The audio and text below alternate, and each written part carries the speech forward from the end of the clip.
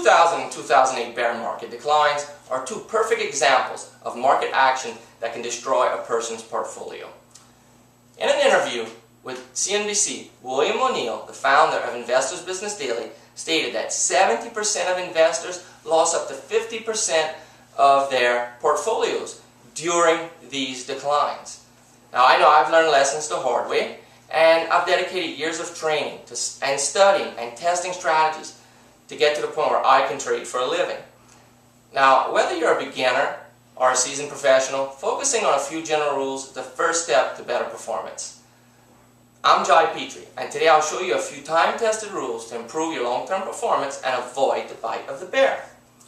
The first rule in every trading system should be trade a system and not your emotions. Hope and fear rule the market. In his book, Reminiscence of a Stock Operator, Jesse Livermore writes that the problem with this is that most people hope when they should fear and fear when they should hope. And what he meant is that when the stock drops below its buy point, most people hope it will come back up. Yet they should be more fearful of losing their capital. And they hold on a little too long and take a bigger loss than they should. So when a stock purchase goes up in price, they fear that they will lose their profit. So they sell too soon. It's essential to understand that cutting your losses short and letting your winners run is the basics of a sound system. And the only way to accomplish this is to trade your system and not allow your fears and hopes to get in the way of your rules. The second rule is to use both fundamental and technical analysis. The fundamentals of a stock have to do with the financial metrics of the company's balance sheets. A few important metrics are earnings per share and increase in sales. You want to gauge these to understand the potential of a stock's future growth. You use fundamentals to find stocks to potentially invest in, but you want to use technical analysis, which is all about using charts to see the stock's price action. There are numerous technical indicators. Some simple ones are the moving averages, Bollinger Bands, moving average convergence divergence lines. You want to use these to time your buys. Most successful investors do use a combination of both. Now, another rule that is often overlooked and should be employed in any successful system is buying the leaders, not the laggers. The top 2 or 3 sectors which are leading the market is where you should actually start looking for your stocks. You also want to focus on the top 2 or 3 industries within those 2 or 3 sectors, and then you want to find the stocks that are leading within those industries. This will put you in a statistical position of price increases, potential price increases, because this is where the smart money is. This is where the institutional sponsorship will be fine, and this is the wave that you want to ride. Now, the fourth rule, which is probably the most important, is to gauge the general market. You have to learn how to gauge the general market.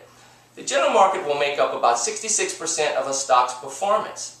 So understanding the direction of the general market is essential. Now, you never want to go against the grain. You never want to go against gravity. So if the general market is in an uptrend, you definitely want to be buying stocks, and you don't want to be selling short. And if it's in a downtrend, you never want to buy stocks. If you're not comfortable with selling short in a downtrend, it's prudent that you stay in cash.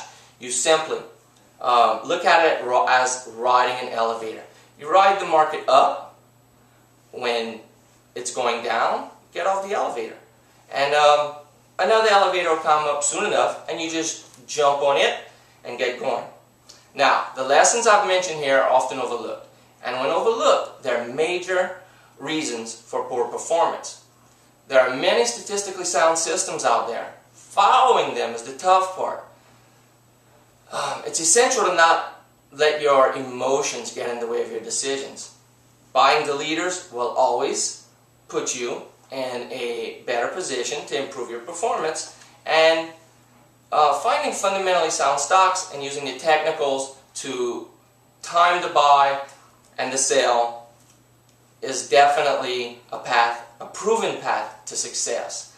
Now, going against the grain, going against the general market is a surefire way surefire way to deep losses. So the number one reason for severe losses within a portfolio is going against the general market. So always go with the market. And by following these rules, you're putting yourself in a statistical position to beat the street.